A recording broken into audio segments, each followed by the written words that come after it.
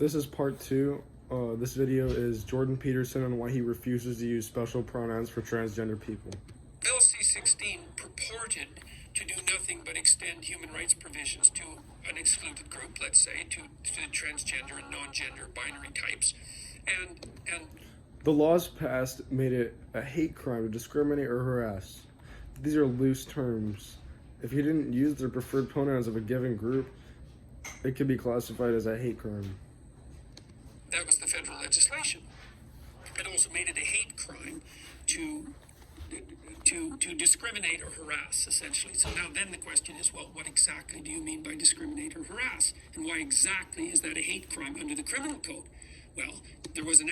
See, these are like loose definitions, and like who's to determine what these definitions are and what gives them the right to do that?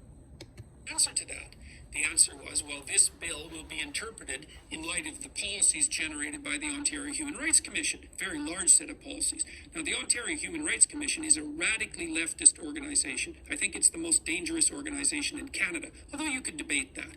And they set out all sorts of policies about how this legislation was going to be interpreted, and the federal government linked to their website to state that Bill C-16 would be interpreted in light of those guidelines. So I went and read all the policies. Well, one of the policies was that if you didn't use the preferred pronouns of a given group, that you could be charged essentially with a hate crime. Nothing that comes from my mouth can be controlled or manipulated, and I'm not gonna let that happen. Like Jordan said, this is against English common law. Like, this is ridiculous. And I thought, no, that's What group is that? You're talking about transgender people. yeah, and so there's all these pronouns that have come up. There's 70 different sets of pronouns approximately to hypothetically describe people. If there are 70 different sets of pronouns, then how likely am I to mess up and be fined or indicted for using that wrong pronoun? Like, what?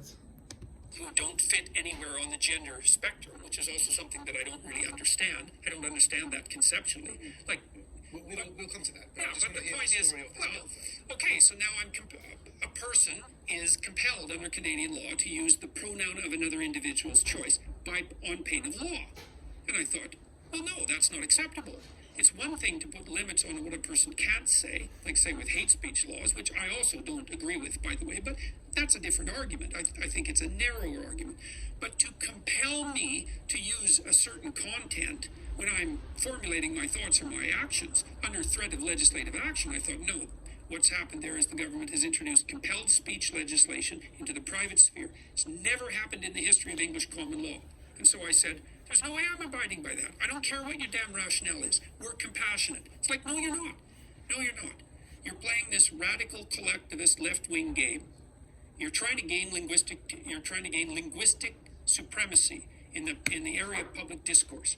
You're doing that using compassion as a guise, and you're pulling the wool over people's eyes. And you're not going to do it with me.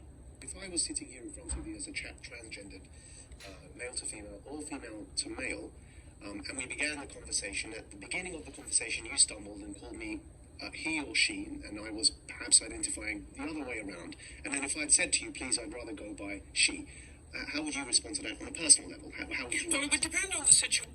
I would not respond in a hostile manner, but I would call them by whatever biological sex I think they are. I'm not going to be compelled by their emotions to formulate my thoughts differently. But the way I have responded to that, because I've had a number of conversations with transgendered individuals, is that I use whatever pronoun seems to go along with the persona that they're projecting publicly. It's the simplest thing to do. That is the simplest thing to do. Whatever, that's what I usually do. I would do that over anything else because it's the simplest thing to do, like Jordan said. Like, why wouldn't you do anything else? These people are out of their mind if they really are that set on having everybody believe in that ideology. Now, if we were... So you would respect their choice on an individual level? Yeah. But with And like Jordan, I still do respect their choice on an individual level.